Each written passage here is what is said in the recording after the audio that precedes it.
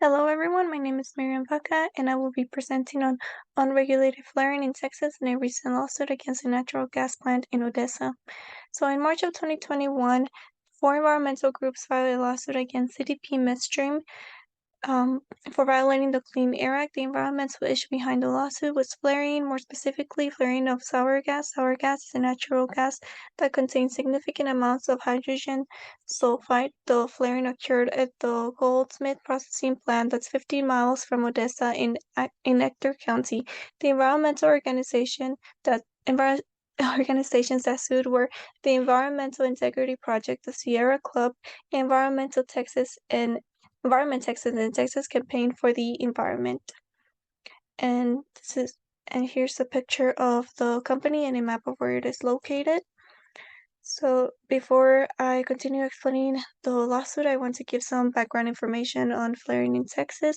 So first, what is flaring? Flaring is the practice of burning off excess natural gas during oil and gas extractions that cannot be processed or transported. So why is it done? It is done for various reasons. First, to release pressure. This is for safety, reduce emissions. It is cleaner to burn natural gas than it is to release it into the air. And for companies, it is cheaper sometimes to burn it than to process and export it, and this is called routine flaring. The effects of flaring. The effects of flaring on Texas. It affects the economy, the environment, and the public health. Environmental effects. So leaks and unlit flares over-release posing greenhouse gases into the atmosphere, and even when they're properly lit, they still emit greenhouse gases. Methane traps about 30 to 90 times more heat in the atmosphere than carbon dioxide, but lasts in the atmosphere for a few decades rather than centuries. So due to this, it is important to regulate and to ultimately stop flaring altogether. Health effects. These are some health effects. So flaring puts a chemical called benzene into the air. This is a carcinogen. It also produces black carbon, and this can lead to breathing difficulties, respiratory disease, heart disease, and strokes. And recently, one study that was done in Eagle Ford Shale in Texas showed that pregnant women who live near areas where flaring is common had 50% greater odds of giving birth prematurely than those who did not. Most of these women were Hispanic, and this just shows how flaring negatively impacts minorities more. Some economic effects. Flaring has an estimated economic impact of 13 to 21 billion each year, and in Texas, it cost the state a 7 billion international gas deal with France, and this was due over concerns of dirtiness of Texas gas. So where is most of flaring occurring? It occurs mainly in the Permian Basin. The Permian Basin is located in West Texas and the adjoining area of southeastern New Mexico. The map shows the area, and it also shows how flaring is concentrated in different parts of the country. And as you can see, it's mostly in Texas, and the Goldsmith facility is actually located in this region. So flaring trend since COVID began in 2020, flaring actually went down, but rates of unlit and malfunctioning flares have remained unacceptably high, and investigation even showed that 533 oil and gas facilities in the region are emitting excessive amounts of methane. Underreporting by gas and oil companies is also an issue, so the numbers on this graph might not be completely accurate. So even though flaring is declining, it is projected to increase due to lack of pipeline capacity to ship it elsewhere, and it could triple to 3% of total productions, and this is according to a Bloomberg report.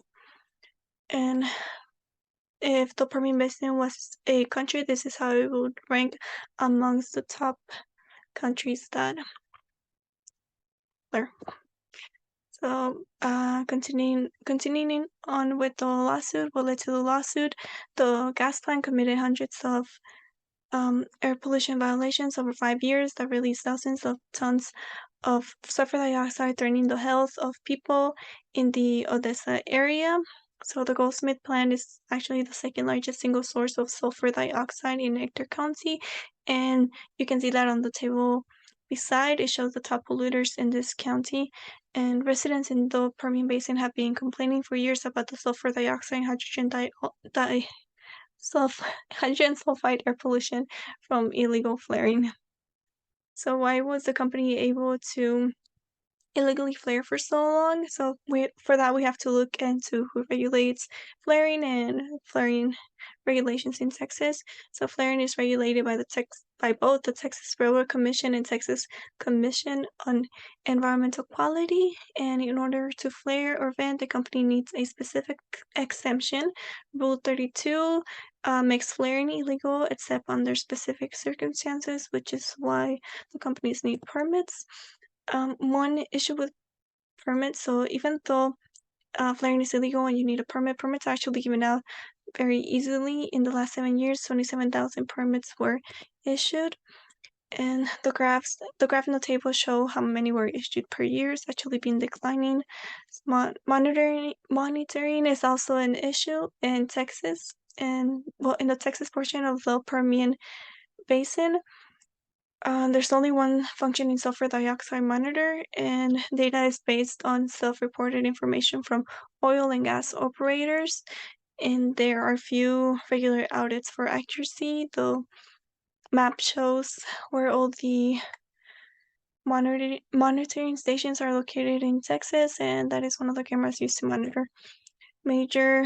So some solutions are to implement stricter restriction regulations like in Colorado and New Mexico, and for both the EPA and TCEQ to expand air quality monitoring programs, but ultimately ending routine flaring altogether is the best option. So the current status of the lawsuit, it was an environmental win. The sea midstream and the environmental groups settled in 2022. DCP agreed to make improvements to reduce gas flaring, pay $500,000 to help improve local air quality and public health in the Odessa area, and also to pay automatic penalties in the future if emissions exceed certain limits. Again, this was an environmental win because this is the second top polluter in this area. So in conclusion, flaring in Texas will continue to contribute to air pollution and harm public health if we don't mitigate or stop flaring altogether. The recent lawsuit against the CP operating company's Goldsmith gas plant highlights the importance of holding companies accountable for their air pollution violations. The settlement of the lawsuit is a step towards addressing the harmful impacts of flaring and promoting cleaner and more sustainable practices in the oil and gas industry. However, continued vigilance and advocacy are needed to ensure that companies comply with environmental regulations and protect air quality and health of communities in Texas and beyond. And together we can work towards a cleaner and healthier future for all. So again, it is important to reach out to representatives and ask for stricter regulations on flaring. These are references. Thank you for watching.